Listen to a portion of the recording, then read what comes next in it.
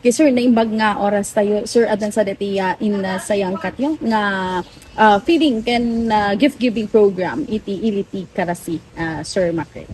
Well, ma'am, actually, ma'am, isa ti first ever na gift-giving program iti Mina, the Miners of Ilocos Norte Association Deta, Maligayang Pasko, Handog ng Minero, the title na as part of our compliance to our social development and management program.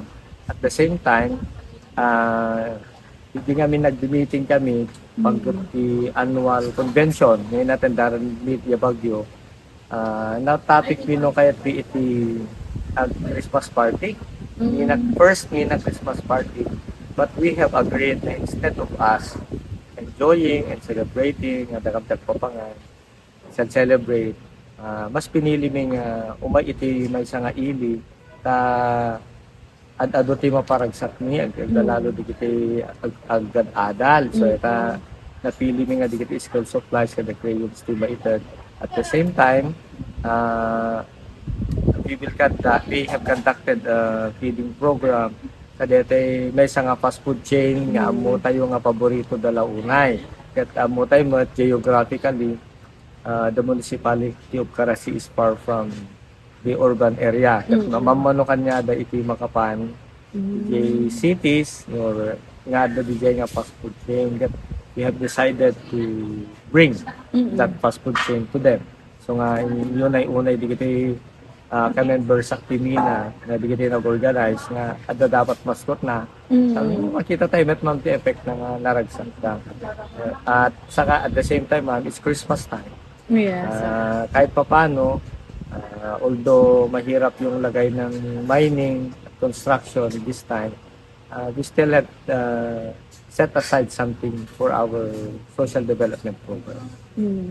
Okay, so tinawen sir ada iti kastoy nga panag gipaay tayo ti nagduduma klase iti tulong kari iti komunidad sir. Actually, ma'am, yearly dapat na i-perform mo DJ, ma'am, social development and management program, especially kapag active ang permit because it is subject for monitoring. We are demanded of 1.5% of our gross sales. Kaya depende po sa pinita ng isang permit holder kung ilan yung amount na kailangan niyang ibigay na tulong based on the different categories sa Millennium Development Goals. Ito kasing gift giving saka yung pagbigay ng school supplies ay part pa siya ng child development at saka education kasi. At the same time, yung nutrition kasi nagpa-feeding program po tayo.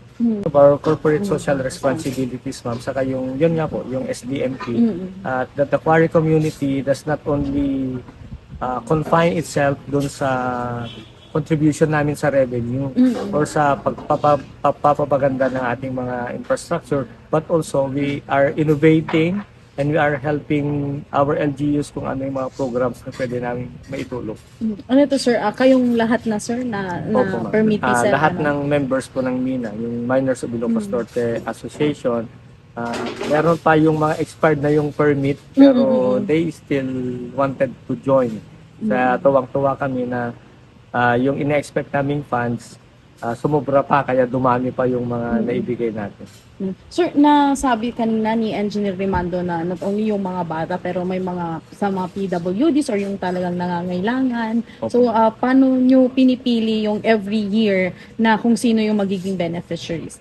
For this year, ma'am, we have decided na yung mga daycare learners sana pero sa Karasi, ma'am, ilan lang kasi yung mga bata. So, we have tried to accommodate until grade 6.